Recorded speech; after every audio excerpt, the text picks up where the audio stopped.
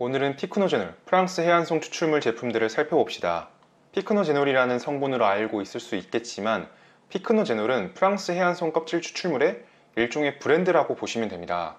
피크노제놀을 제외하고 올리고핀 이런 식으로 새롭게 이름을 붙여서 만드는 제품들도 있습니다. 이들 모두 프랑스 해안송 껍질 추출물로 만든 제품들입니다. 이렇게 프렌치 마리타임 파인 바크라고 적힌 프랑스 해안송 추출물이 브랜드가 다양하고 어떤 제품을 골라야 하는지 어려울 수밖에 없습니다. 왜 다른 물질들과 다르게 브랜드를 다르게 하는지 살펴보면 해안송이라는 식물은 지중해 쪽에서 자생하며 어디서든 자랄 수 있겠죠. 이걸 추출하는 과정에 특허가 걸려 있습니다. 같은 식물이어도 어떻게 뽑아내는지에 따라서 우리 몸에 좋은 성분의 구성과 비율 그리고 함량이 크게 차이가 납니다. 피크노제놀이라고 이름 붙은 모든 제품은 모두 호팡 리서치에서 원료를 공급받아 사용합니다. 나우푸드 제품들을 보면 한쪽은 피크노제놀, 한쪽은 그냥 파인바크 이스트랙트라고 되어 있습니다. 둘의 가격 차이가 많이 나는데 이유가 여기서 오는 거죠. 피크노제놀이라고 붙은 제품은 호팡 리서치에서 원료를 받아 포장한 것이고 파인바크 이스트랙트라고 적힌 것은 자체적으로 만든 제품입니다. 식물의 종이 프랑스 해안송으로 같더라도 나무도 생물인지라 자라는 환경에 따라 성분 축적도가 달라질 수밖에 없습니다.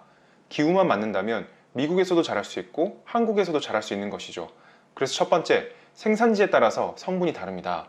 두 번째로 생산지가 같더라도 프랑스 해안송이라는 식물에서 추출하는 방식에 따라서 성분의 조성과 구성이 달라지게 됩니다. 물론 농도도 다르겠지요.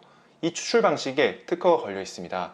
같은 재료를 주더라도 요리사가 다르면 다른 요리가 나오는 거랑 마찬가지입니다. 피크노제놀과 그 다음으로 유명한 올리고핀 두 제품 모두 프랑스의 랑두숲에서 공급된 소나무 껍질로 제품을 만들었습니다. 설명드린 1번, 생산지는 같게 하려는 모습이죠. 올리고핀이 그래도 영리하게 접근했습니다.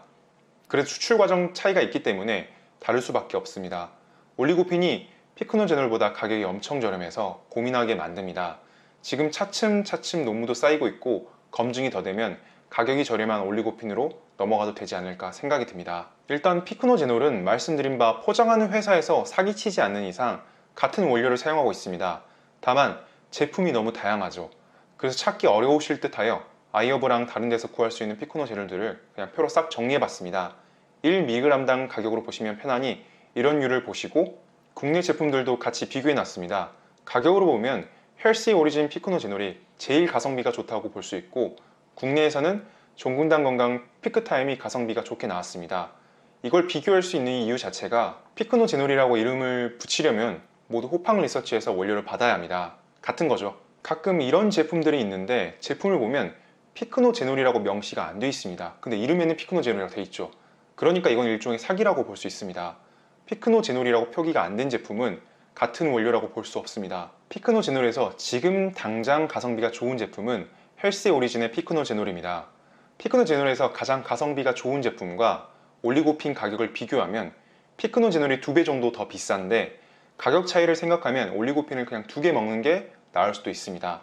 하지만 확실한 건 아니죠. 브랜드와 무수한 논문들 그리고 오랜 세월 동안 검증된 제품을 선호하시면 피크노제놀로 가시고 신생 브랜드지만 같은 숲에서 뽑아내어 극강의 가성비인 올리고핀 이렇게 정리할 수 있겠습니다. 요즘에는 프랑스 해양송 말고도 다른 소나무 품종에서 뽑아내는 제품들도 나오고 있습니다. 제품들이 너무 다양해지는데 그 중에서 피크노제놀을 고르시는데 조금이라도 도움이 되셨으면 합니다. 감사합니다.